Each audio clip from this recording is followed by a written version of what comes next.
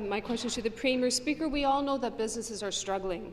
In Waterloo, 15 businesses have closed, 11 directly due to the effects of COVID-19. Our main streets are hurting in Ontario.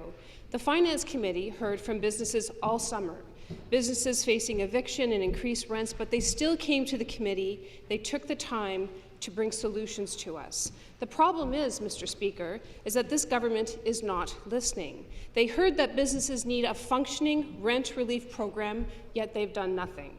They've heard that the provincial tax deferrals need to turn into grants, yet they've done nothing.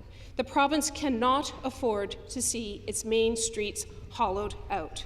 Will the Premier listen to what these struggling businesses are saying and come to the table with meaningful, financial, direct support for businesses in the province of Ontario?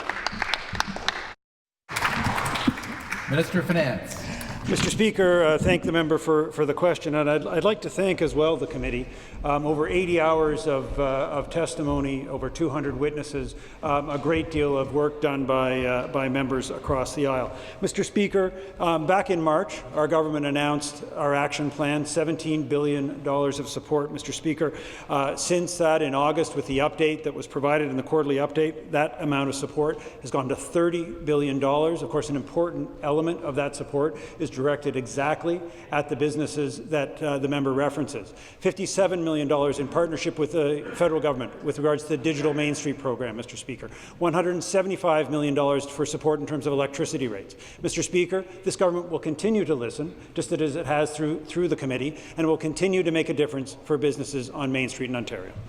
The supplementary question, again, the member for Waterloo. Thank you. Speaker, money spent saving businesses now will pay off in the long term. This government should consider these as investments in our economic recovery, especially if we face a second wave. The Ontario BIA Association came to the Finance Committee with practical recommendations to support their 110,000-member businesses. They need the insurance sector to honour their business interruption insurance and not raise rates. They need direct rent relief to commercial tenants. They need caps on commercial rent. They need an extension on the eviction protection. They need clear and consistent communication moving forward.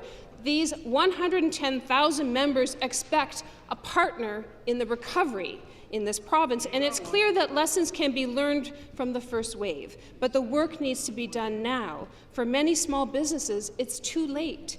Is this government actually going to step up and fight for our local businesses and offer real support for these important factors in our economy? Minister of Finance.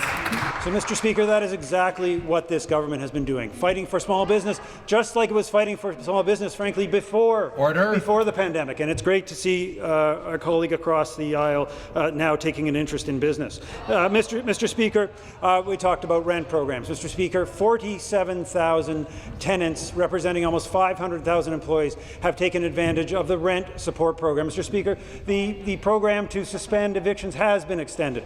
Again, Mr. Speaker, the Scotia Committee did a historic level of consultation.